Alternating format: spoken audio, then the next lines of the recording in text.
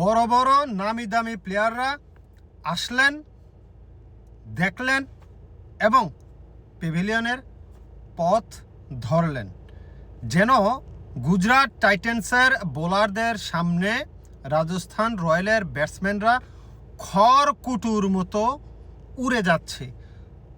ঝড় আসার আগে যে একটা বাতাস বয়, দমকা হাওয়া যেটাকে বলে, এই দমকা হাওয়ার সাথে দেখবেন খড়কুটো যা আছে পাতলা পাতলা জিনিস সব উড়ে যায়। রাজস্থান রয়্যালের বড় বড় নামি দামি ব্যাটসম্যানরা ওই রকম খড়কুটোর মতো উড়ে গিয়েছেন। তবে ব্যতিক্রম আছে একজন, যে কিনা স্রোতের অপোজিটে গিয়ে, স্রোতের বিপরীতে গিয়ে, বাতাসের বিপরীতে গিয়ে গুজরাট টাইটান্সের বোলারদেরকে মোকাবেলা করেছেন। সে আর কেউ নয়, সে হচ্ছে 15 বছরের ক্রিকেটের রাজপুত্র সূর্যবংশী। বল হারুক কিংবা জিতুক ভাই আমার কিছু যায় আসে না, কিন্তু বড় বড় প্লেয়ারদেরকে, সিনিয়র প্লেয়ারদেরকে যেভাবে ব্যাট দিয়ে চড়াঘাত করেছেন সূর্যবংশী, সেটা দেখার মতো ছিল। অভিজ্ঞ ব্যাটসম্যানরা যেখানে ক্রিজে টিকে থাকতে পারছে না, সেখানে বুক চিতিয়ে লড়াই করে গেছেন, বুক চিতিয়ে লড়াই করেছেন এবং প্রতিপক্ষ বোলারদেরকে ছাতু বানিয়ে ছেড়েছেন। এই সূর্যবংশী রাজস্থানের প্লেয়ারদের খেলা দেখে মনে হচ্ছিল যে তারা আসলে ক্রিকেট খেলতে আসেনি।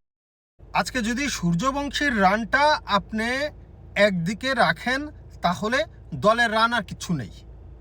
দলের রান বলার মতো আর কিছুই নাই সূর্যবংশীর ইনিংসটা যদি আপনি একটা পাশে রাখেন। খেলা শুরু হওয়ার আগে আমি একটা ভিডিও বানিয়েছিলাম, আপলোড করেছিলাম, বলেছিলাম খা খা খা খা বখিলার রেখা, সিরাজ রেখা, প্রসিদ্ধ কৃষ্ণ রেখা, সবার নাম ধরে বলেছিলাম। সে কিন্তু একেবারে খেয়ে দিয়েছে। দল কি করলো আমার ডাজেন্ট ম্যাটার, আমার কোনো ব্যাপারই না। আমার কথা হচ্ছে সূর্যবংশী খা খা খা বকিলেরে খানা, ওই যে সাপুরিয়ারা ইয়া করে খেয়ে দিচ্ছে অজগর সাপের মতো। বোলারদেরকে কিন্তু খেয়ে ফেলছে, কিন্তু বাকি ব্যাটসম্যানরা বোলারদেরকে তো খাইতে পারে নাই। ওই দোরা সাপের মতো, ওই মাইটে সাপের মতো শীত হয়ে পড়ে রয়েছে। সমস্যাটা হয়ে গেছে এইখানে। সূর্যবংশী আজকে 47 বলে 96 রান করেছে, পরপর 3টা সেঞ্চুরি সে মিস করেছে, 93, 97, 96। অসাধারণ, এক কথায় অসাধারণ।